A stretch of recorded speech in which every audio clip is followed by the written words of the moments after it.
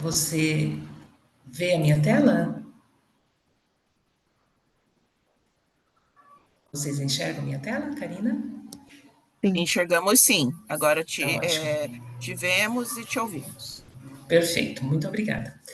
Bom, pessoal, então, muito boa tarde, boa noite a todas, a todos. Muitíssimo bem-vindos a um novo evento nosso aqui, respeitando nossa trilha do conhecimento, né, que fizemos ao longo de todo o ano de 2023.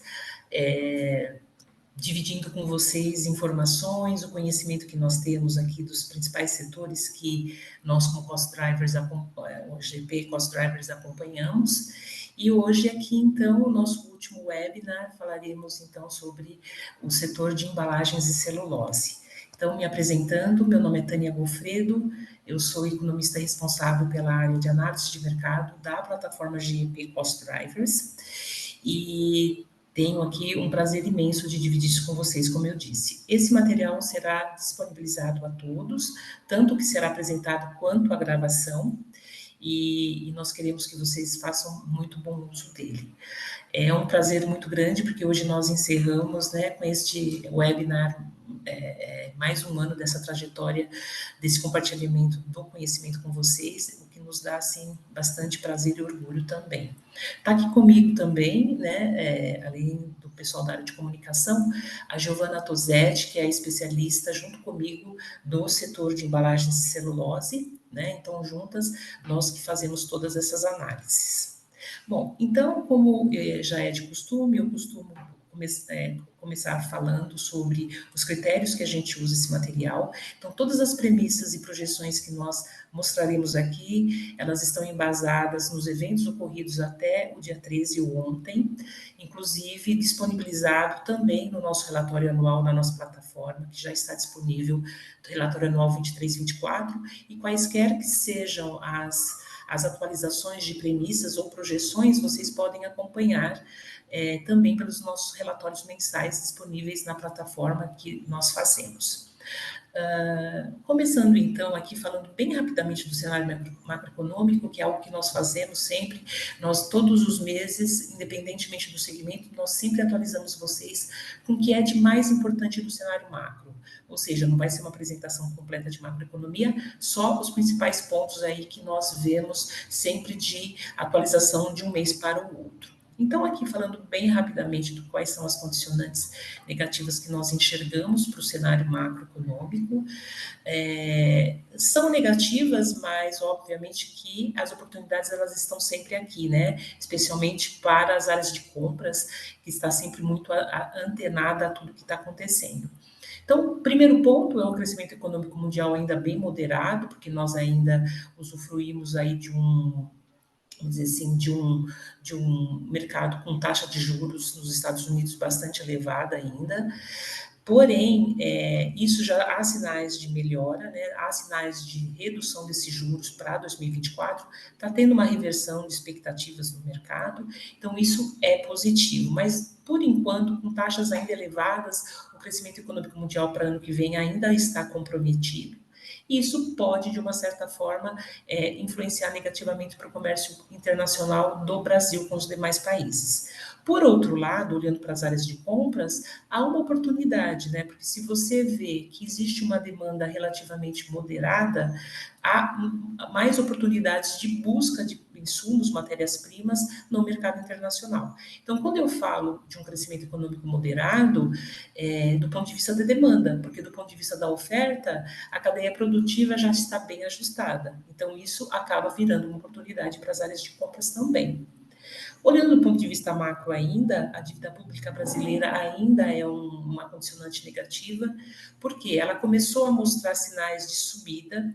E o que isso reflete para nós aqui como área de compras? Na verdade, é um fundamento econômico que o mercado olha muito e que, de uma certa forma, ele acaba, se você tem uma dívida pública sem um determinado controle por parte do governo, influencia no risco, sobe o risco país, que você tende a ter uma pressão sobre a taxa de câmbio.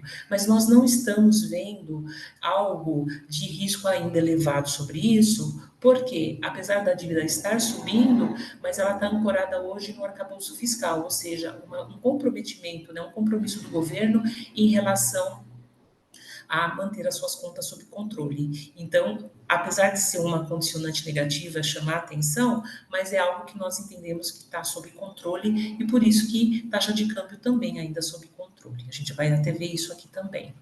E uma condicionante aí que veio, né, surgiu aí na semana passada, foi a crise Venezuela, possível crise, né, porque ainda não tem nada ainda solidificado, mas existe aí uma possível crise Venezuela versus Guiana. Quais são os pontos importantes aqui que a gente tem que olhar para essa crise, possíveis riscos? Nós temos, de um lado, a questão preço petróleo, já que Venezuela é um grande produtor, mas é importante? É importante, mas já não tem mais a maior importância como era no passado. Ainda continua sendo um player importante, mas hoje já existem outros países que ajustam essa oferta. Então, caso haja uma guerra, alguma coisa, isso não deve influenciar no preço do petróleo, porque nós temos outros players também que repõem. A gente viu isso, inclusive, acontecendo com a guerra Rússia versus Ucrânia. No primeiro momento, o preço do petróleo subiu muito, mas depois, com o ajustamento da oferta por parte de outros países, isso acabou refletindo positivamente e o preço do petróleo acabou recuando. Então, o que a gente enxerga é isso. Inclusive, o Brasil é um grande player hoje. Agora, tem uma questão geopolítica de possível invasão, né? Então, aí nós teríamos aí uma questão comercial. Mas hoje, o que, que o Brasil, e aí olhando para as áreas de compras, o que, que o Brasil importa muito da Venezuela? Fertilizantes, e ainda assim, de todo o total de fertilizantes que o Brasil importa, praticamente só 1,8% vem da Venezuela. Um outro item que poderia impactar aí no risco do comércio com o Brasil seria produtos, preparações químicas. E mesmo assim também é alguma coisa em torno de 15% a 17%. Tá? Então, assim, nós trouxemos os dois principais itens, obviamente que tem outros, mas os dois mais importantes da balança comercial com o Brasil são esses. Então, mesmo esses, nós não vemos aí um grande risco, né, do Brasil tentar buscar isso em outros mercados. A Guiana, ela tem um papel até um pouco menor, né? O Brasil importa óleo básico, né? Lá da Guiana, é um player para o Brasil nessa matéria-prima, mas também alguma coisa aí na ordem de 17%. As exportações brasileiras para esses dois países, basicamente é commodity, né? No caso da Venezuela, milho, carne, e no caso da Guiana, muito produto da área de construção civil. Então, ou seja, assim, apesar de ter, é óbvio que a gente vai passar a acompanhar aqui, e sempre que houver novidades, nós vamos reportar isso a vocês, mas inicialmente nós não vemos um risco tão importante. Do lado das condicionantes positivas, nós vimos aí o cenário para 24, uma ausência de choque de oferta, ou seja, as cadeias produtivas já normalizadas, como eu comentei. Do ponto de vista de taxa de juros, a gente tem uma perspectiva de redução de juros nos Estados Unidos. Então, se por um lado ela ainda é uma condicionante negativa, mas tem uma perspectiva de se transformar em algo positivo, né? Então, esse declínio gradual tende a melhorar o nível de crescimento econômico mundial. Não tanto em 24, mas já lá para o final de 24, começo de 25. E com isso, o preço de commodity, que é importante para nós aqui, nós acabamos tendo uma perspectiva de preços sob controle, né? E a gente vai ver isso, inclusive, no setor de celulose, que a gente vai falar aqui hoje. Então, o cenário, a macro tendência mostra um cenário para preços para ano que vem. Assim, claro que cada mercado tem a sua característica, mas, no geral, preços de commodities muito mais comportadas. Por quê? Porque mesmo juros caindo, esse crescimento ainda vai ser gradual. Com ofertas, cadeias produtivas normalizadas, você tende a ter preços muito mais estáveis, mas já com espaço para uma recomposição. Mas nada do que próximo do que a gente viu ao longo da pandemia. Né? No Brasil, as taxas de juros já estão em declínio, isso é uma notícia muito boa. Aliás, ontem o Banco Central Brasileiro reduziu mais 0,5%. Então, isso faz uma sinalização de que a gente vai ter uma retomada de crescimento para o ano que vem, provavelmente mais para o final do ano. Por outro lado, a gente está tendo indicadores de taxa de desemprego em queda. Então, assim, As perspectivas de crescimento para o ano que vem para o Brasil é alguma coisa na ordem de 1,7, mas pode ser até que fique um pouquinho acima disso. O que para as áreas de compras isso sinaliza? Sinaliza um risco baixo de fornecimento, que foi o que a gente viu ao longo da pandemia. Então, nós não estamos vendo nenhum risco de fornecimento de produtos. E, como estamos com uma capacidade instalada, muitos setores ainda com capacidade instalada baixa, ou seja, está com uma ociosidade, mesmo que esse crescimento venha acima do esperado, a capacidade produtiva hoje atende bem a esse mercado, sem pôr em risco a inflação. Isso que é importante que se diga aqui. E a taxa de câmbio, então, como eu disse, apesar de ter um risco com dívida pública, mas nós temos hoje uma inflação estável, nós temos um ambiente macroeconômico bem estável, uma perspectiva de melhora do cenário internacional também, fazendo com que a taxa de câmbio ela se mantenha razoavelmente comportada também para o ano de 24, tá? Quando a gente olha aqui para o PIB Brasil, saiu o último resultado agora essa semana do terceiro trimestre, né, na semana passada. O que a gente viu aqui, né, para essas principais áreas aqui, da área Estados Unidos, área do euro e China? A gente vê que, de fato, né, os resultados vieram até um pouco acima do esperado.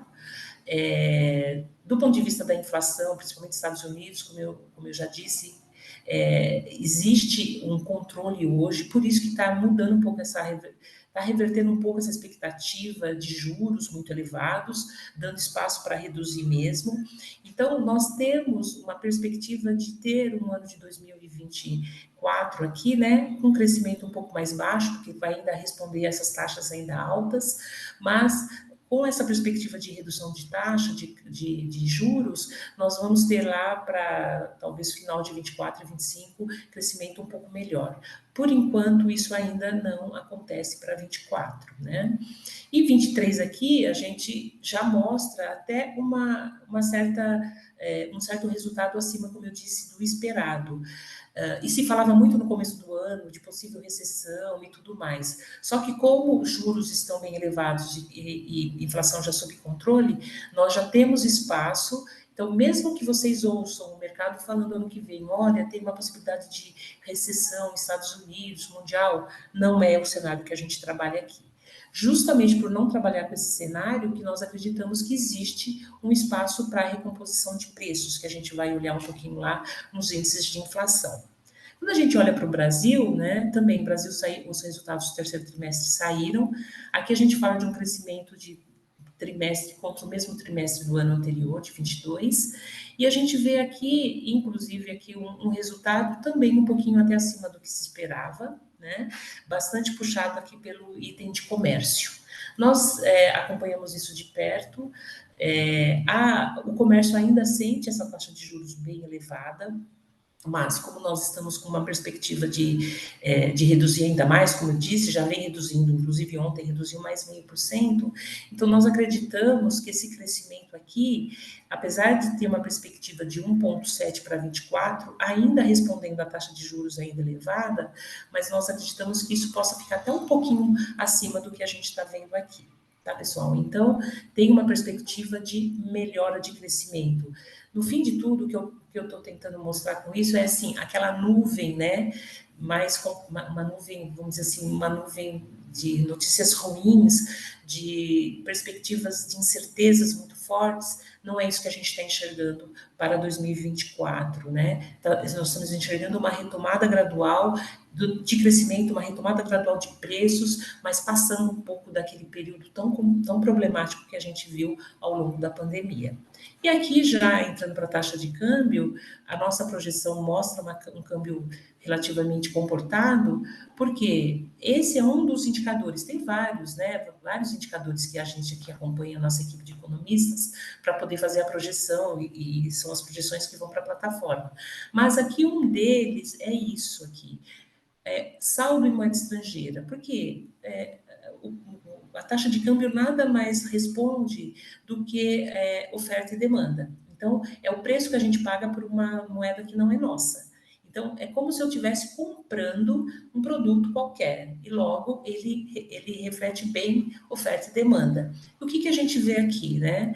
Nós vimos aqui, a partir de 21, né, apesar de que teve uma queda, mas de 22 para cá, esses saldos bem positivos. Então, são saldos positivos, ou seja, tem mais moeda estrangeira, tem mais oferta do que demanda. Se tem mais oferta do que demanda, você tende a ter uma redução dessa taxa de câmbio aqui, que é o que a gente viu. O final de 21 estava lá na casa dos 5,60 e hoje a gente já chega a falar de uma taxa aí na ordem até de 4,90.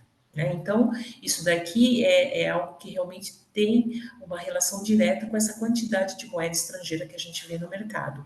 E como nós estamos com um cenário, como eu disse atrás, com um risco, apesar da dívida pública mostrar um risco um pouquinho mais elevado, mas ainda sob controle, e um cenário macroeconômico no Brasil mais favorável, e também as incertezas internacionais também mais ou menos controladas, por isso que nós entendemos que existe um ambiente bem favorável para a taxa de câmbio ficar comportada. E por que para a área de compra isso é importante? Porque é onde você busca, inclusive, opções de produtos, né, insumos, matérias-primas fora do Brasil, sabendo que a taxa não vai refletir tanto negativamente para o seu preço, né? Então, pegando um pouquinho aí de tudo o que o cenário está mostrando, pode ser uma alternativa bastante importante para as áreas de compras aqui, olhar para o mercado internacional na hora de comprar os seus produtos, como uma opção ao mercado doméstico, né? Falando aqui de inflação, né, nós começamos aqui pelas commodities, a gente vê aqui esses preços de commodities, né, até novembro, fechando praticamente negativo, e a projeção aqui para 23, né, porque praticamente o ano já fechou, uma queda de 10%, muito puxado pelas commodities de energia. Esse é um indicador calculado pelo Banco Central do Brasil, já em reais, né? E a gente vê aqui que, inclusive, a taxa de câmbio, né, como ela recuou, ela já começou a impactar positivamente para esses preços em reais aqui. Então, muito puxado por energia, mas os outros segmentos também caíram, né? Tanto metálicas quanto agropecuária. Fez com que o índice geral fechasse negativo. Só que, como vocês podem ver, a gente tem uma projeção para 24 próximo ali de zero, mas quando a gente compara uma queda versus mesmo que o aumento aí seja na ordem de 0,4, enfim, é uma projeção, mas a gente vê um espaço de recomposição de preço, que é o que eu falei lá no início. Mas nada que pareça, né? Há um espaço para repor preço, recuperação de preço, mas nada parecido com o que a gente viu ao longo da pandemia. Mas é importante que as áreas de compras fiquem atentas, porque daqui para frente, dependendo do setor que você esteja negociando, você pode sim ter alguma recuperação de preço, que a gente enxerga, inclusive, aqui nos índices de preços do Brasil, né? Eu repito aqui a índice de commodities, né? Aquele número que nós vimos no slide anterior, ele volta para cá, para mostrar o quanto ele reflete nos índices de preços ao produtor, muito bem representados aqui pelo IPP do IBGE e pelo IGPM da Fundação Getúlio Vargas. Então, como vocês podem ver, essa queda forte reflete, assim como a alta forte que houve em 21 até no meio do ano de 22, também refletiu nos nossos índices, né, de preços ao produtor. Então, ou seja, a gente tende a fechar com o preço ao produtor em queda, né? Aqui praticamente também já até novembro já está praticamente fechado, alguma coisa aqui na ordem de 3,5% em queda, próximo disso, entre 3% e 4% de queda. Para ano que vem já existe uma projeção de recomposição, né? Então, essa recomposição já refletindo também aqui para os nossos preços ao produtor aqui internamente. Então, aqui vocês devem, olhando agora preço ao consumidor, eu quis deixar ele separado na análise, porque aqui vocês, como compradores, devem estar dizendo assim, poxa, mas normalmente, historicamente, os índices de preços ao produtor sempre ficam, o IGPM, sempre ficam muito acima do preço ao consumidor. É verdade. Só que aqui aconteceu o contrário, porque a pressão que houve de preços ao produtor ao longo da pandemia, né, essa queda a gente viu em 23, a partir do meio do ano, do meio de 22 até no meio do ano de 23, como eu disse, a gente já está vendo uma certa recuperação, mas até aqui a gente viu essa queda, mas anterior a isso teve uma alta muito forte. Então, essa alta muito forte acabou repassando para o preço ao consumidor. Então, esse produtor, quando ele sofreu uma alta muito forte, ele não conseguiu segurar. E ele acabou repassando para o preço ao consumidor aqui. Por isso, o Banco Central Brasileiro foi bem rigoroso em começar a subir juros, porque ele já antecipava esse movimento, e ele não quis colocar em risco o preço ao consumidor aqui, que é um fundamento muito importante que o investidor olha muito. Que aí, sim, você pode ter um efeito negativo muito grave para a economia como um todo. Tá? Então, os preços ao consumidor aqui, eles estão mais elevados, mas eles tendem também a ficar dentro da meta do governo, que é algo na ordem aí de 3,5% a 4%, né? E por último, aqui, gente, de macroeconomia, são números, né? Desculpa, aqui é o crescimento de PIB para vocês, vocês vão receber esse material, depois vocês podem olhar bem com calma aqui. Então, a gente vê aqui que está sendo esperado crescimento bem mais moderado do que 23 para 24, mas ainda assim é um crescimento. Eu gostaria muito de enfatizar isso. Ainda assim é um crescimento. Então, ou seja, nós não falamos aqui de cenário de recessão, tá? Então, assim, a nuvem lá, vamos dizer assim, mais carregada de más notícias, a gente entende que tende a passar um pouco, né? A entrar 24 com, vamos dizer assim, com um ambiente muito mais favorável do que desfavorável, com áreas de compras prestando bastante atenção naquilo que está negociando, tanto na negociação das matérias-primas quanto dos indiretos, indicadores de inflação que serão escolhidos. É bastante importante acompanhar isso nas negociações de vocês. Bom, pessoal, então agora entrando aqui no setor de embalagens e celulose, vamos lá.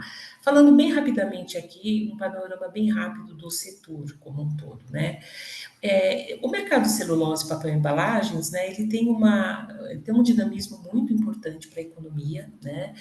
Tá ali desde o começo da cadeia ali, quando você planta a árvore, até você chegar lá no papel, chegar na embalagem, tem uma cadeia produtiva muito importante. E ela é muito dinâmica, né? E ela vive em expansão, né? Porque cada vez mais as pessoas usando, inclusive, embalagens para suas necessidades e tudo mais. Então, é um setor que realmente é bastante dinâmico. Com isso, ele se tornou ainda mais dinâmico por conta da mudança de hábitos que a gente teve em relação à pandemia, né, no período de pandemia. Você teve uma mudança aí de hábito de consumo bem significativo, onde essas embalagens de papel, né, de papelão, principalmente, por conta aí de entregas em domicílio, subiram bastante com essa mudança que houve a partir da pandemia. Então, se esse mercado já era importante, ele se torna ainda mais importante para a economia brasileira, e não só brasileira, como mundial, né? E essa tendência, como sempre foi, o setor de celulose ali, o segmento, os produtores de celulose sempre foram muito preocupados com tecnologia, incremento de tecnologia, tanto que hoje o Brasil é um dos países de menor custo, né, na produção de celulose, e com isso ao longo da cadeia toda. Então, hoje o Brasil, quando nós negociamos aqui, nós estamos bem voltados para o mercado doméstico. Então, tudo que é produzido, exceto a celulose de mercado, a gente vai ver, mas nós temos o nosso próprio recurso. Óbvio que o mercado internacional ele é importante para a gente aqui, ele sempre vem como uma outra alternativa, né? Mas nós aqui somos altamente suficientes para poder conduzir esse mercado ali desde o começo da cadeia até as embalagens. E ela, de fato, sempre se preocupou muito com essa questão do incremento de tecnologia, né? Desde essa base florestal, como eu comentei, até a funcionalidade lá das embalagens, né?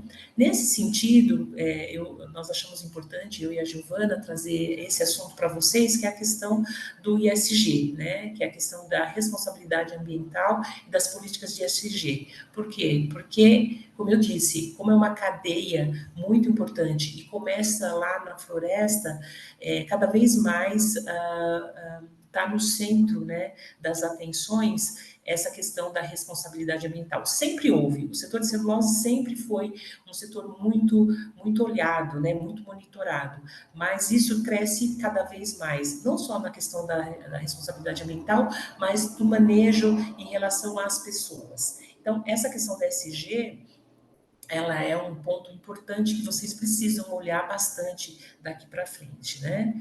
E já pegando esse gancho, falando exatamente disso, o setor de compras, ele é, como é o ponto de início aqui da cadeia, ele tem uma responsabilidade muito grande em relação a isso, né? Olhando para a sua base de fornecedores, de stakeholders, voltando, né, o negócio com, compatibilizando o negócio de vocês com essas regulações ESG. Então, é importante que se diga isso, né? Então, o que vocês forem fazer daqui para frente, procurem sempre se atualizar sobre essas questões ambientais, porque vocês são uma área-chave, né, do ponto de partida ali da cadeia. Bom, então, falando da cadeia produtiva, queria começar por aqui também. Então, aqui a gente começa do ponto de partida, nós temos ali as plantações, as florestas plantadas, que você traz tanto o pinus e eucalipto, quanto você leva, você extrai a madeira também para outras finalidades, finalidades de móveis, enfim, todas as outras finalidades. E a madeira com a finalidade aqui também de atender ao mercado aqui de embalagens. E como atender isso? Então, quando a gente pensa em pinos e eucalipto, a gente tem a celulose de fibra longa que está relacionada com pinos e nós temos a celulose de fibra curta que está relacionada a eucalipto. Então, esses dois mercados, celulose fibra longa e fibra curta, quando você junta as duas, você tem um mix aqui de celulose fibra longa e fibra curta que vai atender bem a esse mercado de papel cartão. Tá? Então, é importante vocês, como compradores, entenderem bem essa cadeia produtiva para entender onde vocês estão. Até na hora de vocês construírem a composição de custos de vocês, saber exatamente e detalhar que tipo de informação vocês querem, detalhar bastante essa cadeia produtiva é bem importante. Então, quando você tem um mix das duas celuloses, você tem um papel cartão aqui, né? O papel cartão, por sua vez, ele atende tanto ao mercado interno, como também é exportado. Mas, de antemão, pessoal, eu já queria dizer que todos esses produtos aqui, ainda que eles sejam exportados, eles não têm um volume tão significativo. O Brasil não tem esse volume tão significativo porque ali usa bastante para o mercado doméstico. Então, tem um volume muito maior para o mercado doméstico do que para exportação. Então, esse mix atende tanto a papel cartão quanto a craftliner, que é a fibra virgem que vai ajudar na produção do papelão ondulado. Então, você tem a produção de papelão ondulado ou por meio do craftliner, que é a fibra virgem, e a gente viu isso acontecendo muito ao longo da pandemia. Por quê? Porque um outro insumo são as aparas, né? Que você usa papel reciclado para poder produzir o papelão ondulado. Houve uma falta muito importante, vocês que são do setor sabem que nós tivemos um aumento de preço muito proeminente aqui ao longo da pandemia. Então, esse craftliner passou a ser bastante utilizado, tanto que aumentou o preço de craftliner também, enfim. Mas ele vem justamente desse mix. Ainda falando da celulose, né, voltando ali, para entender as outras aplicações, a celulose fibra curta também atende ao mercado de sackcraft, que é a matéria mais importante para os sacos industriais. Aqui eu diria que o setor de cimento, né, os produtores de cimento, são os principais demandantes desse sackcraft aqui. Então, por que eu falo isso? Porque se você é um consumidor de sackcraft, você precisa entender qual a importância do setor que você está, para poder ser, de fato, um negociador aí com relevância ou não, porque isso faz diferença na hora de você fazer barganha de preço. Então, o sackcraft aqui, ele vai para sacos industriais, que também atende o mercado doméstico e mercado internacional, mas, de novo, a grande parte fica dentro do mercado doméstico. E a outra aplicação para a celulose fibra longa é a celulose fluff, que também vai para o mercado doméstico e exportação e atende muito ao setor de higiene, principalmente da parte de fraldas descartáveis. Então, essa fralda descartável, advém aqui da fibra longa. E o outro destino da fibra longa é para as exportações, ela como celulose de mercado. Mas já adianto para vocês que é muito pouco esse volume. O grande volume de exportações de celulose do Brasil está aqui na fibra curta. Então, esse mercado da fibra curta, tanto que vocês podem ver que o uso dele para o mercado doméstico, basicamente é um mix com longa para poder atender a papel cartão e craftliner. Mas a outra, não tem uma outra aplicação aqui. O que acontece é a exportação. Então, sobra um volume muito grande para a exportação, que é o que a gente chama de celulose de mercado. Tá bom, pessoal? Então, entender todo esse racional aqui é muito importante para vocês que negociam esse mercado. Então, um panorama rápido aqui do mercado em 23, olhando para a celulose, nós tivemos uma demanda global mais moderada, com juros muito altos, depois a gente vai ver lá na frente um pouquinho o que aconteceu com esse mercado. Teve justamente esse ciclo de quedas de preços da celulose, a gente viu isso acontecendo muito ao longo de 23, muito relacionado ao mercado chinês. Nós tivemos um declínio na produção, né, e nas exportações, justamente para poder ajustar um pouco. Houve um pouco desse declínio de produção para ajustar um pouco com esse declínio de exportações, para que esse preço não caísse tanto, né? Então foi aí uma estratégia do próprio produtor aí de celulose, desse mercado de celulose. E a tendência de recuperação de preços começou a acontecer a partir do terceiro trimestre. Então, até então, nós vimos os preços caindo muito fortemente. Mas também porque estava com preços muito elevados. A gente vai ver isso graficamente. Na parte de embalagens, a gente teve um menor desempenho das indústrias demandantes de embalagens ao longo aqui de 23. Um menor desempenho não significa que foi ruim, significa que 21 e até meados de 22 esse volume foi muito elevado. Né? Então, também aí, 21 foi um ano, apesar de ter sido logo depois da pandemia, mas foi um ano de muita atividade econômica aquecida. Né? Tanto que o PIB ficou lá na ordem de 4%, né? O PIB brasileiro. E houve também, por outro lado, apesar, né, de que você teve aqui uma queda aqui da demanda, você teve uma redução de custos, com uma queda nos preços dos insumos, principalmente a paras aqui. E a gente viu isso acontecendo também em kraftliner, que é o que a gente está falando aqui, né? Nós tivemos ali para as matérias-primas para embalagens também um desempenho um pouco mais baixo, por conta até de um menor desempenho de demanda.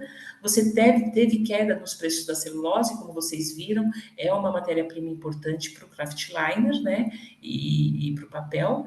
E você então teve esse recuo nos preços do kraftliner, do testliner, do papel miolo e principalmente das aparas, que é a matéria-prima que entra ali para o papel que a gente viu lá, que é para o papelão, tá certo?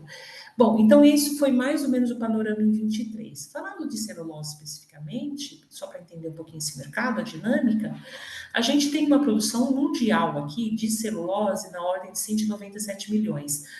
Aqui é um número fechado para 22 ainda, mas aqui já dá para perceber que vem numa ascensão, né? Bastante importante. Ao longo desses anos. As áreas de maior potencial de ganho de produtividade estão alocadas aqui mesmo na América Latina, né? E também nas subtropicais.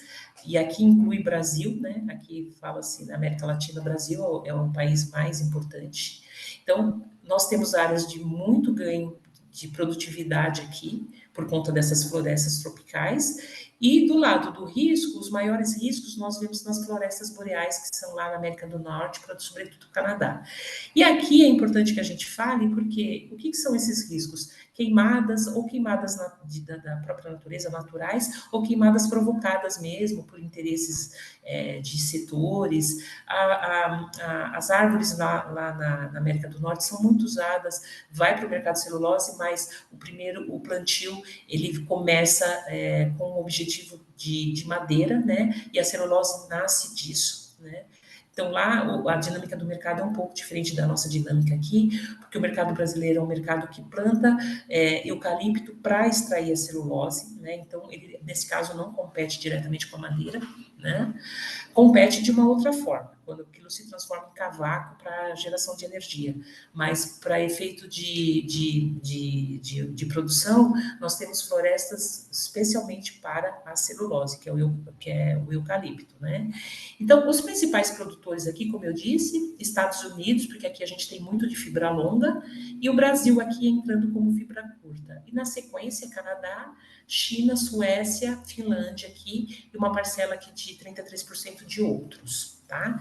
Então, pessoal, as questões de riscos climáticos de manejo aqui são muito importantes para garantir a oferta desse produto aí para os próximos anos. Por isso que essa questão de responsabilidade ambiental é muito importante para esse mercado, né? Então, olhando um pouquinho para a oferta global, mundial, né? Nós temos aqui uma oferta até que de uma certa forma se mantendo razoavelmente, né, estável aqui. Nós tínhamos lá em 2016 uma alta assim bem pequena, mas o que mais chama atenção aqui, né, para a gente? É justamente esse diferencial de produção de fibra curta versus fibra longa, né? Então, a fibra curta aqui, nos últimos 7 anos aqui, de 2006 a 2022, os últimos 6 anos, a gente teve um aumento na ordem aí de mais ou menos 10 milhões de toneladas, muito mais de fibra curta do que fibra longa, ou seja, é um volume de produção de fibra curta bastante importante aí na oferta global de celulose, né?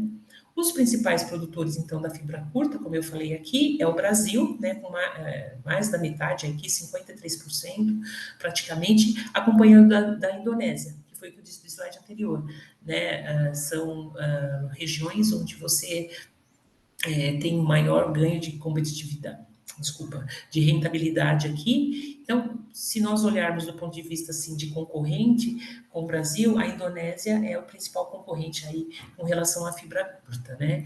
Então, é importante que a gente saiba disso, né, nós como negociadores das áreas de compras, para entender se somos muito dedicados a esse mercado, é entender o que está acontecendo aqui e entender muito o que está acontecendo com a Indonésia também.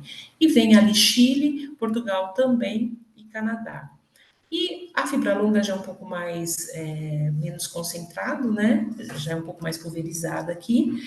Nós temos aqui os principais exportadores entre Suécia e Países Baixos, né? Então, praticamente aqui quase também 50%, acompanhado da Alemanha e Finlândia.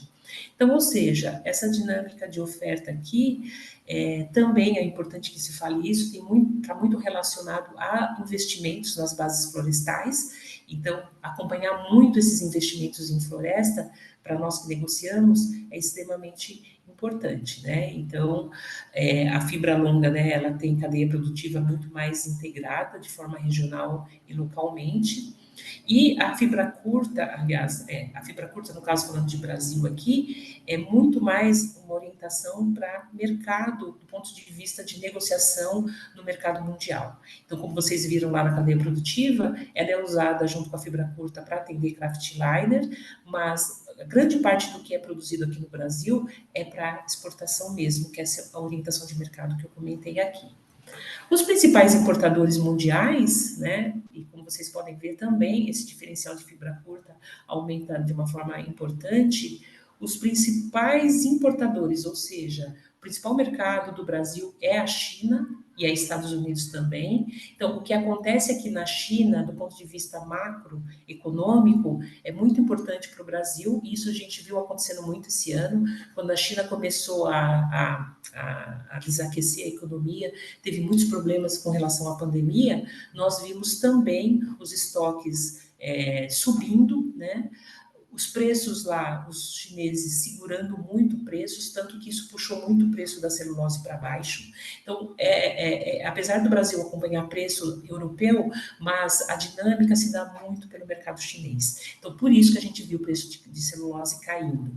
Então, assim, nós como compradores, de novo, acompanhar esse mercado chinês, para quem negocia celulose, é muito importante, celulose e fibra curta. E a celulose e fibra longa aqui também, a China é importante juntamente com os Estados Unidos. Então, aqui não tem muito por onde sair, né, pessoal? A dinâmica de mercado aí, de demanda se dá muito em relação ao mercado chinês, que está muito relacionado a volume de PIB, né? Muito relacionado a essas variáveis de crescimento populacional, crescimento de PIB.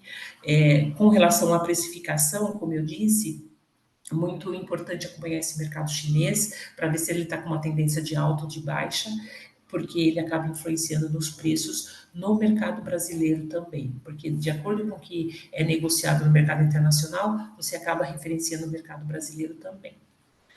No Brasil, então, o panorama nosso aqui da celulose, o balanço de oferta e demanda aqui, a gente vê que nós vimos aqui um volume de produção, comparando 22 com 23, como eu disse, caindo um pouco, porque tentou se ajustar a esses volumes de exportação, já que grande parte do que está aqui é fibra curta, como eu já disse, depois a gente vai ver, mas basicamente isso daqui é fibra curta, né? Esse balanço de oferta e demanda. Então, nós vimos esses volumes também caindo, e aqui não dá nem para aparecer, mas nós temos esse volume de importação aqui, ó, quase não aparece no gráfico, e o nosso consumo aparente subindo. O que é isso? Aqui dentro deve ter não só consumo, como estoques. E isso vai muito de encontro com os estoques mundiais, né, que subiram ao longo de 23, por isso que a gente viu o preço de celulose caindo. A destinação da nossa celulose, então, quando a gente pega tudo, né, tanto fibra longa e curta, que é o que mostra esse quadro, a gente vê que uma grande parte aqui vai para as embalagens, uma parte vai para imprimir e escrever, fins sanitários, que é lá até ali que entra para o fluff, o papel cartão e outros aqui, e um pouco de imprensa. Lembrando, pessoal, que aqui é um mix que a gente tem tanto de fibra longa quanto de fibra curta. Então, de uma certa forma, a fibra curta aqui, como eu disse, junto com fibra longa, vai para embalagens, né? Só que uma boa parte da fibra curta, então, desse volume, vai para o mercado internacional. Tá? Então, esse é um produto, né, majoritariamente, como a gente coloca aqui, voltado para esse mercado internacional, né? No mercado doméstico, grande parte disso vai para a indústria papeleira, né, tanto aqui de embalagens como imprimir e escrever, e os estoques de celulose, então, eles seguem com níveis muito acima do que foi planejado, como aqui o próprio consumo aparente mostra aqui para a gente. Então, quando a gente fala de balança comercial brasileira, da indústria de celulose, né, aqui no Brasil, de fibra curta, a gente vê justamente isso, né, as exportações subindo fortemente em 2022, tanto que a gente viu os preços subindo muito, né? O saldo comercial, né, aqui também subindo, só que importação quase não aparece, como eu disse, porque é mínima, quase não existe importação de fibra curta no Brasil. De novo, o principal mercado é a China, né, acompanhado aqui de alguns países da Europa, e no Brasil aqui, grande parte disso é produzido tanto lá no Mato Grosso como aqui em São Paulo, né? Outras fibras aqui, também a fibra longa, né, como o pinus, ela sofre uma depreciação frente a esse manejo de eucalipto, né, então, assim, cada vez mais, como é uma fibra que atende muito ao mercado internacional, a fibra curta, ele acaba competindo um pouco com a fibra longa também. Quando a gente olha para a fibra longa, como vocês podem ver, até vou voltar, olha, a gente fala algo na ordem de 19 milhões de toneladas de fibra curta, quanto versus 172 mil toneladas em fibra longa aqui. Porque justamente isso daqui é um mercado que vai basicamente para as embalagens aqui dentro do Brasil, né? O principal fornecedor, né, quando nós importamos aqui, porque a gente tem até que um volume razoavelmente, comparando com exportação, até que eles se equiparam aqui. O principal fornecedor para o Brasil é a Argentina, né, acompanhado dos Estados Unidos, e o pouco que a gente produz e que sobra, que a gente exporta, basicamente vai para a China aqui também e Europa. A principal produção está alocada ali no Paraná, Santa Catarina e São Paulo, né? A curta está lá no Mato Grosso do Sul e a longa está aqui no Paraná e Santa Catarina, desculpa. E esses volumes de importação aqui, em alguns momentos ficaram até acima dos volumes de exportação, justamente por isso, porque não é um mercado onde o Brasil tem uma produção tão importante como a gente tem de fibra curta. Então, em dados momentos aí que você vê alguma crise, né, você vê uma queda de produção aqui de fibra curta, esses volumes de importação acabam sendo um recurso aí para o mercado. Tá?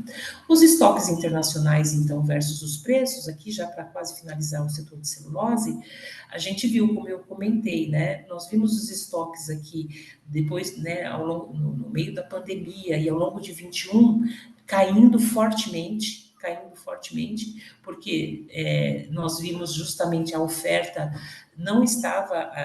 a oferta ela não estava equilibrada e ajustada à demanda. E a demanda continuou aquecida, como eu disse, não só para celulose, como para vários mercados.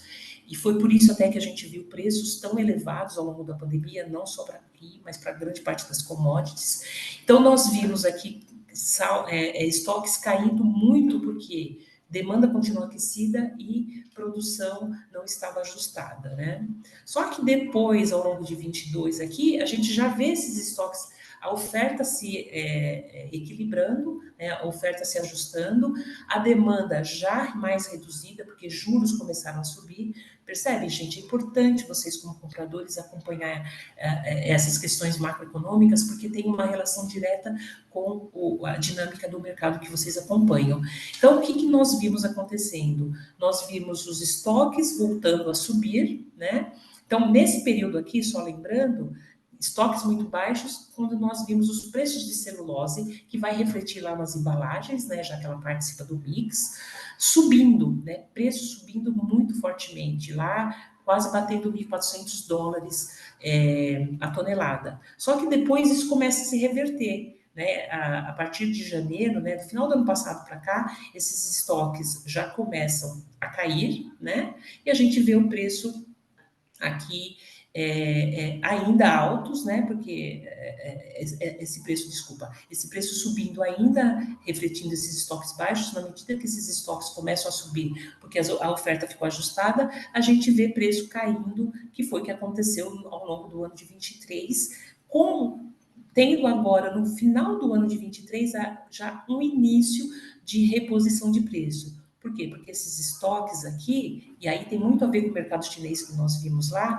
esses estoques também já começaram a cair, porque a China começou a retomar o crescimento, então ela começou já a pagar um pouco do valor que ela estava, assim, até se negando a pagar nesse período que os estoques estavam bem elevados. Então, aproveitou desse momento para pressionar um pouco o preço e pressionou para baixo, só que esses preços já começaram a se recuperar no final agora do ano de 23, tá? Mas, pessoal, é importante que olhe para o futuro aqui. Por que a gente está mantendo esses preços razoavelmente estáveis? Porque daqui para frente nós vimos sim um gradual crescimento da economia mundial, e a gente já viu que essa dinâmica responde bem a isso. Então, por isso que a gente projeta preços mais comportados, mas com possibilidade ainda de recomposição aqui, tá? Mas nada parecido com o que a gente viu aqui. Tanto que nós colocamos, nós fizemos uma avaliação, nos últimos 7 anos, o preço máximo que a celulose alcançou foi em dezembro de 2018, em US$ 1.050. Nada parecido com esses 1.400, que foi onde atingiu o patamar até no final do ano passado. Então, por isso que a nossa projeção está bem conservadora, porque crescimento econômico mais gradual, nenhuma explosão de demanda, oferta ajustada e preços voltando possivelmente a patamares antes da pandemia, tá? Bom, aqui ainda, só finalizando o setor, nós reforçamos essa nossa projeção de preços mais comportados, porque a gente tem, como a gente já falou, depende muito de investimentos, nesse setor depende muito de investimentos, e existe um projeto com a Suzano de investimentos nesse setor, que passará uma capacidade de produção na ordem de quase 3 milhões de toneladas, que isso está previsto para o segundo semestre de 24. Essa fábrica promete oferecer um custo mais baixo aí de produção, como é o que o setor faz, né? Ele está o tempo todo inovando, ele está o tempo inteiro buscando recursos tecnológicos para reduzir o máximo possível o seu custo produtivo. Um outro investimento previsto é com a Arauco, né? A Arauco é uma empresa chilena, né, que ela atua fora do Brasil, mas ela tem investimentos aqui no Brasil também, e ela tem uma previsão de uma nova capacidade também na ordem de 2,5 milhões de toneladas, mas previsto lá para 2025. Então, o que isso daqui está dizendo para nós, né? Está dizendo que, de uma certa forma, reforça esse cenário de que tem uma tendência de preços um pouco mais comportados, de uma vez que a gente também tem perspectiva de novos investimentos, né? Aqui é uma tabelinha que a gente faz para vocês, desculpa, que vocês vão receber esse material para entender um pouquinho quais são os projetos em operação, né? Quais são aqueles que ainda estão planejados e aqueles que já aconteceram e que estão acontecendo em 23 e o previsto para 24, como foi o que eu acabei de mostrar agora aqui, que é da Suzano. Mas para que vocês passem a acompanhar esses investimentos no setor, já que esse é um dado muito importante para esse segmento. Entrando para embalagens agora, pessoal, eu começo aqui falando um pouquinho da produção física industrial das embalagens como um todo, tá? Esse é um dado que o IBGE calcula e ele divulga, e a gente vê aqui que essa coluna azul, ele representa o total, O que a gente vê? A gente vê que aí nos últimos 3 anos, mesmo no meio da pandemia, a produção física desse setor de embalagens ficou estável. Nós não vimos nenhum grande problema de queda muito forte ou de aumento muito forte. Nós vimos aí ele se mantendo de uma forma estável.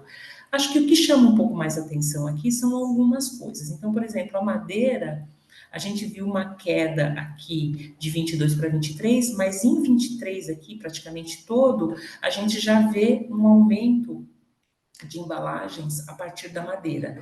Isso vai muito de encontro também com essa questão sustentável, né? Então, apesar da madeira estar relacionada diretamente à questão ambiental, mas ainda ela representa um produto aí sustentável, né? Muito mais do que embalagens de plástico, né? Que a gente vê aqui praticamente estável, né? Essas embalagens de plástico, e a gente vê também o mercado olhando para embalagens de vidro com um pouco mais de receio, né? Tanto que a gente está vendo aqui uma estabilidade, mas essas embalagens já se reduzindo um pouco. Então, ou seja, quando a gente olha aqui para papel e papelão, a gente vê também uma certa estabilidade. Ela está aqui bem no meinho aqui, que é essa curvinha roxa, também com uma certa estabilidade. Então, assim, a produção física aqui é importante a gente acompanhar para a gente entender se existe uma perspectiva de falta de fornecimento, de queda produtiva, e não é isso que nós estamos vendo. Nós estamos vendo uma produção relativamente estável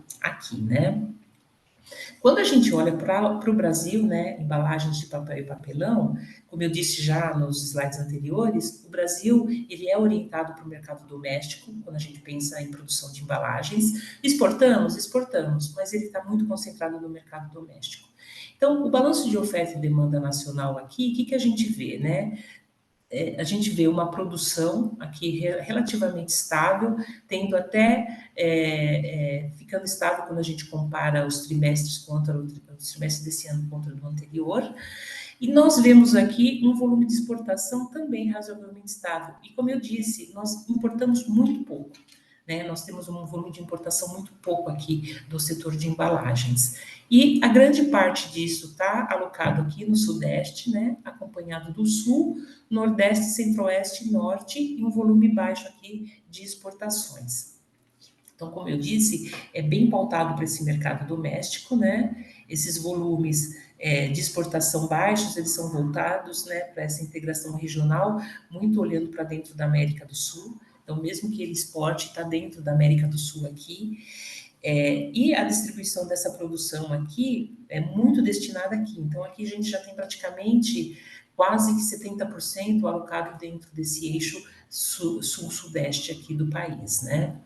A distribuição por indústria dessas embalagens está muito dentro dos produtos alimentícios, né? E aqui a gente fez ainda mais uma desagregação dentro desses produtos alimentícios, os produtos de carne, eles demandam muito dessas embalagens de papel e papelão, agora falando especificamente do papel e papelão, né? Então, seguido aqui também de produtos farmacêuticos, de químicos e hortifrutigranjeiros aqui, né? Floricultura, fruticultura também. Bom, pessoal, aqui o que nós achamos bem interessante, nós quisemos trazer para vocês, é entender um pouquinho desse volume de produção física. Aqui está em valores, né? Está em bilhões aqui, e a gente vê que o papelão ondulado ele passou a ter vamos dizer assim, um aumento, né, uma proeminência bem importante de 2021 para cá, porque aí a gente atribui justamente essa mudança de hábitos de consumo, né? Então, nós vimos isso subindo aqui mais de 10 milhões. Tudo bem que isso daqui está em valores, e aqui é importante que se diga que nós atribuímos isso tanto a volumes quanto também a preços, porque nós tivemos realmente um aumento de preço importante ao longo da pandemia, né? Porque a gente traz preços aqui. Mas mesmo assim, é um aumento importante, né? Bastante importante aqui quando a gente olha para papelão ondulado. Então, ou seja, reforça o que eu disse no slide anterior, que nós não temos tido nenhum problema com a produção física desse mercado. Né? Então, não podemos justificar aumento de preços por conta de uma produção com uma capacidade instalada baixa, ou uma grande ociosidade, porque não é isso que está acontecendo aqui. né? Quando a gente olha, então, para as embalagens de papel e papelão, ainda continuando nessa mesma linha de raciocínio, a gente vê justamente isso se refletindo já no consumo. Então, a gente vê isso acontecendo na produção e vê isso se refletindo aqui no consumo, né? Que são os dados divulgados pela Empapel, e a gente vê um aumento aqui importante, né? Em termos de volumes de demanda. Quando a gente chama aqui de expedição de caixas, acessórios, chapas de papelão, a gente vê aqui, a gente entende isso como demanda. O principal produtor é a Klabin, né, bem à frente, disparado à frente, né, com 957 mil toneladas ano, isso é o dado ainda de 21. E o que é importante a gente mostrar aqui, né, que eu achei bem bacana? Não só mostrar que a produção e expedição de papel está em ordem, então nós não temos falta desse produto que justifique um aumento de preço, e também porque nós temos uma Klabin disparando à frente, e dependendo do qual volume que a gente negocia, a gente pode também encontrar oportunidades com outros fornecedores aqui, né? Trombini, Adami, Smurfit Kappa aqui, enfim. Então, aqui é mais uma provocação no bom sentido, assim, eu estou negociando com a Klabin e eu tenho, o meu volume é um volume tão importante que justifique isso, porque pode ser que eu estando dentro dessa lista de produtores menores, eu possa ter muito mais poder de barganha de preço. No fim de tudo, essa é a mensagem mais importante que eu queria passar aqui. Pensando em matérias-primas, já entrando um pouco na parte de custos, o papelão ondulado, então, ele é composto por esses liners aqui, né, e pelo miolo, onde o miolo aqui ele representa praticamente 41%, né, dessa produção da caixa de papelão, então praticamente 40% é miolo, 31% craft liner, 17% test liner e 11% outros. Por que é importante eu entender? Porque quando eu entendo essa estrutura de matéria-prima, eu passo a acompanhar com muito mais importância o preço dessas matérias-primas, que a gente vai ver na sequência. Tá? Então, o craft liner aqui, o test liner, né, e o miolo, eles são matérias-primas bastante importantes aqui. E aqui vocês têm um pouquinho das características deles, que depois vocês podem ler com um pouco mais de calma, né? O craft liner, ele representa a fibra virgem, né? Ele tem uma resistência bastante alta, tem ganhado muito espaço em relação aos papéis reciclados. Na verdade, a Klabin tem produzido muito caixas de papelão a partir do craft liner, que é uma fibra virgem. O test liner, ele tem também uma proporção, ele tem, na verdade, uma proporção muito alta mais de fibras recicladas do que virgens, né, diferentemente do craft liner, e ele, né, apresenta aqui propriedades mecânicas inferiores a craft liner. Então, dependendo do que eu estou comprando, né, ou produzindo, eu uso um ou outro. E o miolo é o papel reciclado mesmo, e ele é produzido com base nas aparas marrons, que vai aparecer aqui para a gente, que ela entra, inclusive, antes da cadeia aqui do miolo, né? A para é importante justamente para a produção desse miolo aqui. Bom, se é isso então, pessoal, que a gente tem aqui esse balanço de recuperação de material por aparistas, já que os reciclados entram muito aí na produção das caixas de papelão, né? Apesar de que, como eu disse, craft liner, que é uma fibra virgem, está aumentando a sua proporção, mas os aparistas, as aparas ainda elas são importantes, né? Mas a gente pode ver que de 2017 até 2022 já reduziu um pouco essa participação dessas aparas para dentro dessa produção, né? E quando a gente pensa nessas aparas, a gente vê aqui que nós tivemos em 21 um aumento muito forte das importações, porque preços muito elevados, faltou aparas aqui dentro do mercado doméstico por conta da pandemia, teve uma oferta muito baixa, porque todo mundo dentro de casa consumiu menos, né? Foi consumido menos produtos aí que depois pudesse virar uma reciclagem. Então, houve uma falta de oferta de aparas no mercado, o preço explodiu, e aí os produtores viram a possibilidade de importação dessas aparas, porque o mercado externo estava muito mais vantajoso. Então, por isso que houve um aumento muito forte aqui, esse número não está errado, e teve uma queda importante no preço das aparas dentro do mercado doméstico brasileiro, né? Bom, com isso, então, pessoal, a gente olha, então, agora aqui esses custos, né? Os preços dos reciclados aqui. Eu escolhi o papel miolo e as aparas, né? Já que as aparas é uma matéria-prima importante aqui para o miolo. E a gente viu aquele preço que eu falei para vocês, que subiu muito, chegou aqui às alturas em 2021, né? E começou a cair fortemente. Foi o que eu disse, a partir das importações, esses preços começaram a cair muito fortemente e o papel miolo, né, que tem as aparas aí como uma matéria-prima importante, caiu também. A previsão aqui, também baseado na macroeconomia, né, de que a gente tem um crescimento gradual, então nós acreditamos que os preços, eles tendem a ter, vamos dizer assim, uma pequena recuperação, a gente já está vendo isso acontecendo aqui, mas também tem um espaço para essa recuperação? Tem, mas nada parecido com o que a gente viu aqui ao longo da pandemia. A mesma coisa acontecendo com os liners aqui, né? O craft liner, o test liner e a celulose, que é uma matéria-prima importante aqui para o craft liner, como a gente viu, seja ela de fibra curta ou fibra longa. Então, já falando dela, o preço muito elevado que a gente viu ao longo aí de 22, mas já caindo, e já falamos um pouquinho dela. E acontecendo a mesma coisa com craft liner e test liner também, com uma tendência de preços muito mais comportados ao longo dos próximos anos, né? Aliás, ao longo de 24, desculpa.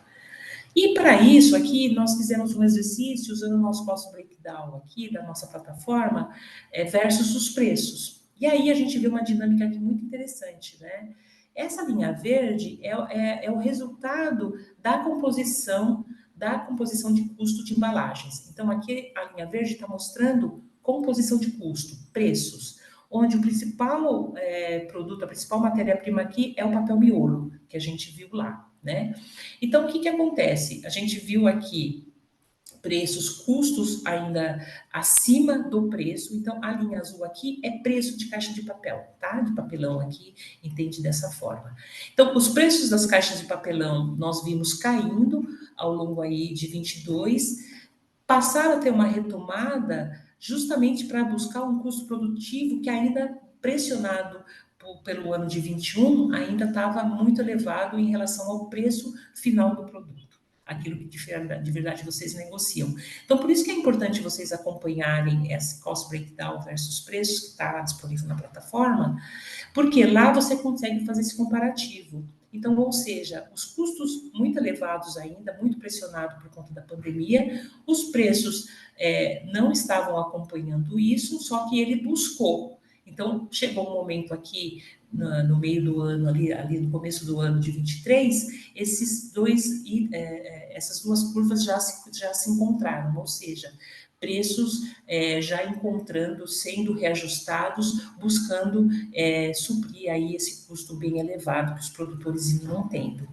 Então, de forma que eles se ajustaram aqui, né? Se ajustaram, ficaram aqui bem próximos, né? Custo ainda um pouquinho acima, mas a gente vê que isso, como ficou um pouco acima nesse período, o preço já buscou repor esse custo alto e eles acabaram se encontrando em preços aí um pouquinho mais altos do que custo, o que faz todo sentido, né? Já que aqui a gente só está falando de composição de custo e não estava falando de margem. Então, isso daqui a gente percebe o quê? Que o mercado está se ajustando agora, está saindo um pouco daquele momento onde teve muito problema com oferta, com demanda. Então, a tendência agora é essa oferta e demanda se ajustar e esses preços seguirem razoavelmente comportados ao longo aí do ano de 24. Tá? Então, é importante vocês fazerem essa leitura que a gente encontra lá na nossa plataforma. Tá?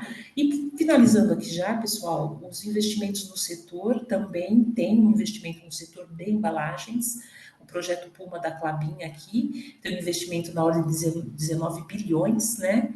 Que é o projeto Puma 2. É um projeto que também vem justamente para poder entrar e ajudar esse mercado de embalagens aqui. Isso também reforça essa perspectiva de preços talvez um pouco mais comportados, né? E ela tem também esse ciclo de crescimento da Klabin entrou em operação agora em 2023, né? Ou seja, está tendo investimentos aqui no setor de embalagens que, então, de uma certa forma, bate um pouco, né, e reforça um pouco essa percepção que a gente tem das perspectivas, que é o que eu já vou falar aqui, praticamente finalizando a nossa apresentação. Então, do ponto de vista da celulose, a gente vê uma recuperação da demanda chinesa, de novo, pessoal, leiam isso como uma recuperação dentro de uma normalidade, aliás, até gradual, porque juros ainda altos, né, isso tende a ficar, vamos dizer assim, com uma certa gradualidade. Apesar de que a China, ela tem uma dinâmica macroeconômica diferente, ela, pelo contrário, ao invés dela subir juros ao longo da pandemia e mesmo ao longo de 22, ela começou a reduzir juros para estimular o consumo e até foi essa uma das razões pela qual a demanda subiu para todas as commodities, inclusive celulose, que a gente viu aqui. Então, existe uma expectativa de recuperação da demanda chinesa, já que ele é o principal mercado desse setor. Então, por isso tem um viés de alta de preços, mas em patamares mais comportados, comparativamente a 21 e 22. Então, nós acreditamos que esse patamar volte lá, o que a gente já viu acontecendo, né, no nosso gráfico aqui, a patamares lá na ordem antes da pandemia, lá em níveis de 2018 e 2019, né? O incremento da capacidade produtiva e essa oferta vindo desse setor, né, esses investimentos que a gente viu, também vai reforçar esse cenário que a gente está desenhando aqui. Na parte de embalagens, o setor comercial está em recuperação, né, apesar dos juros altos, mas já está baixando e o comércio ele responde bem a essa queda de juros, apesar de que a gente sabe que para a economia, a queda de juros que a gente está vendo no Brasil, que começou em agosto, ele tem um delay aí, praticamente de 6 a 9 meses, mas nós acreditamos que o setor de comércio vai começar a reagir melhor até a partir aqui do, talvez, segundo trimestre de 2024. Então, o movimento deve seguir aderente a esse crescimento econômico, como eu já coloquei, e existe uma atenuação dessa queda de preços, justamente como eu disse, existe uma perspectiva de crescimento, mas um crescimento gradual ainda. Para as matérias-primas aqui, a gente vê, como nós já falamos, um espaço para recomposição de preços aí das principais matérias-primas, aí no caso da celulose, o kraftliner também, né, a gente vê, mas de novo, dentro de um cenário razoavelmente comportado, e os preços das aparas aqui, ela pode apoiar o aumento da demanda por embalagens, né? Então, essas aparas também estão tendo já um começo de recuperação, mas, de novo, como vocês viram, quando o mercado percebeu que esse preço subiu absurdamente, ele recorreu às importações. Então, existe sim uma alternativa nas importações para poder, vamos dizer assim, regular um pouquinho mais o preço desse mercado.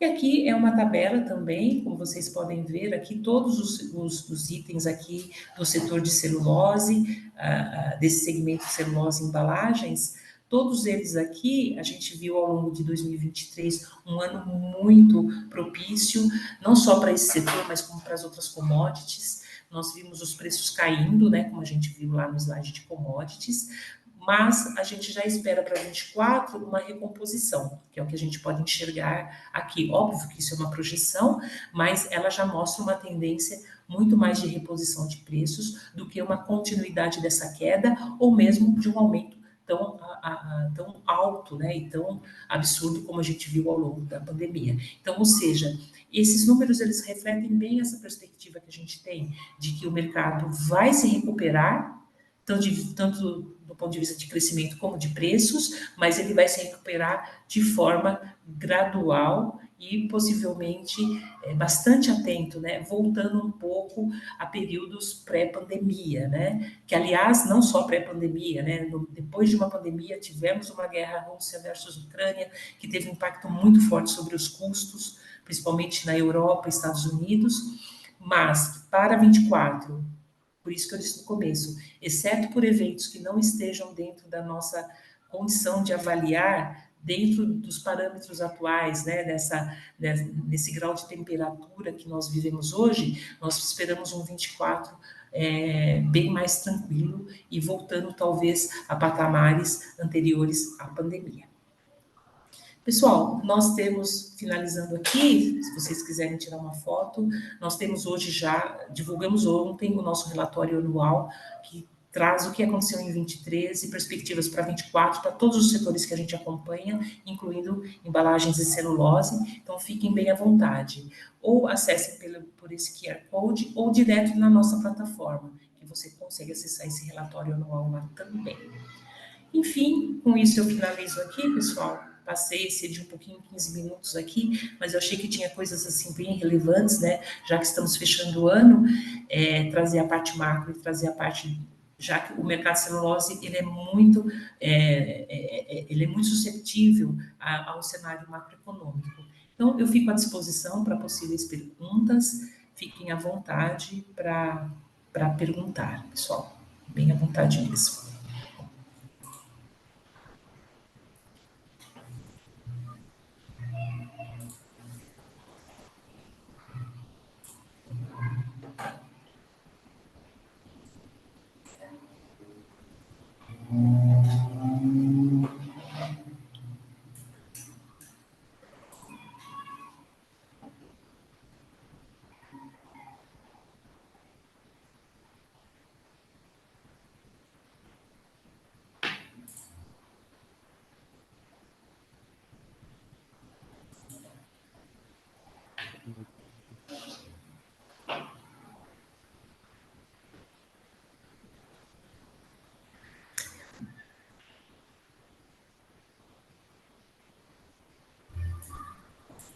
Imagina, Rinaldo, nós que agradecemos, viu, a sua participação e estamos aqui à disposição, né? Como costumamos dizer, né, nosso trabalho não se encerra aqui com o webinar, estamos à disposição na plataforma, necessidade, dia a dia, dúvidas, fiquem à vontade para nos acionar lá.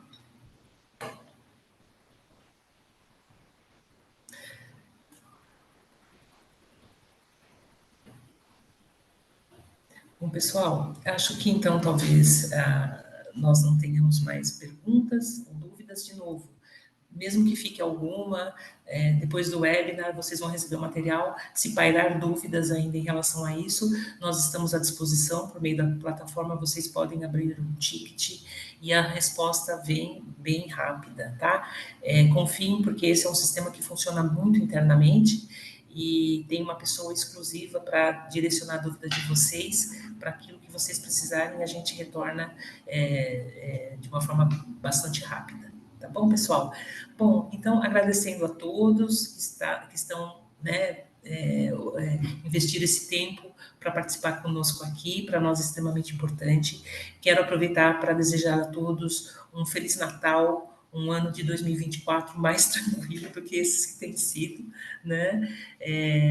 Vamos em frente e que vocês estejam sempre sabendo que podem contar conosco. Desejo, então, um ano de 2024 maravilhoso para todos vocês, tá, pessoal? E ficamos aqui à disposição. Obrigada, gente. Obrigada a todos. Obrigada, Giovana. Obrigada, Karina. Obrigada a todos, pessoal. Até mais. Obrigada. Até mais. Tchau, tchau.